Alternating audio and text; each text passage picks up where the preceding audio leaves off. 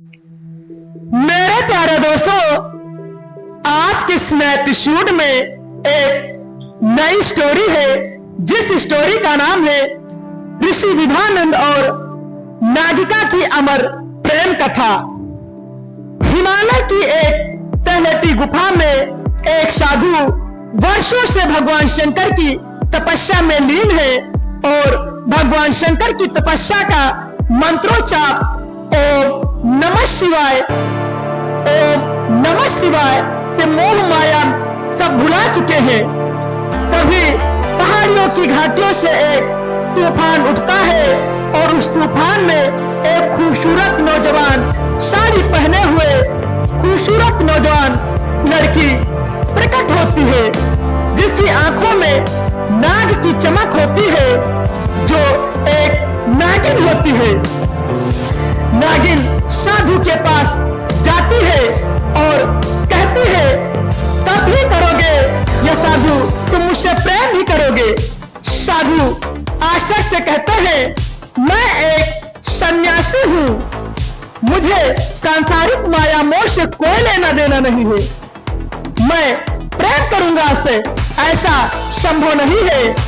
नागिका बोली, पर मैं नहीं, पिछले जन्म में तुम मेरे प्रेमी थे, मेरे नाग थे और मैं नागिन थी। मेरा अधूरा प्रेम पिछले जन्म में रह गया था। एक नाग और नागिन का प्रेम अधूरा रह जाता है। नाग गांव के लोगों के द्वारा मार दिया जाता है और नागिन वचन देती है कि मैं जन्मों तक अपने नाग के इंतजार करूंगी। नागिका बार बार ऋषि महाराज से कहती है। ऋषि डगमगाते हुए बोलते हैं, बोलिए, तू कोई पवित्र देवी या माया मोहिनी तो नहीं है? नागिका बोली, तुम्हारा प्रेम मुझे तुम्हारी तरफ खींच रहा है। काफी देर तक नागिका साधु से बातचीत कर रही होती है और उसके माया मोह में लिप्त होने की कोशिश करती है। गांव वाले नागिका और साधु का जंगल में इस प्रकार का बातचीत करते हुए देखते हैं तो वे सन्न रह जाते हैं और गांव में हड़कंप मच जाता है कि साधु एक खूबसूरत नौजवान स्त्री के साथ पहाड़ी की घाटियों के पास रोमांस कर रहा है। गांव वाले आते हैं, साधु को पकड़ करके जंगल से पहाड़ों के बीच में खदेड़ रहे होते हैं। ऋषि क्रोधित होकर कहता है, अगर प्रेम पाप है तो मैं तब भी त्यागूंगा।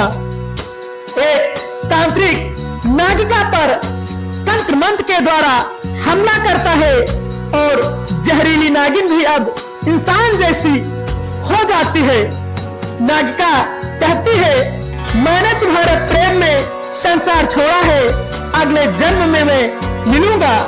साधु नागिका को गोद में उठा करके चीख पड़ता है और कहता है, हे भगवान, ये कैसा अन्याय है। ऋषि वापस हिमालय पर्वत पर चला जाता है और तपस्या में लीन हो जाता है। कहते हैं कि मरणोपरांत साधु विभानंद और नागिका नागलोक में मिल जाते हैं और उन दोनों में सच्चा प्रेम उभर उठता है और नागिका साधु से प्रेम विवाह कर लेती है और अब नागिका गर्भवती हो जाती है। साधु बहुत प्रसन्न हो जाता है अपनी नागिका को गर्भवती देख करके।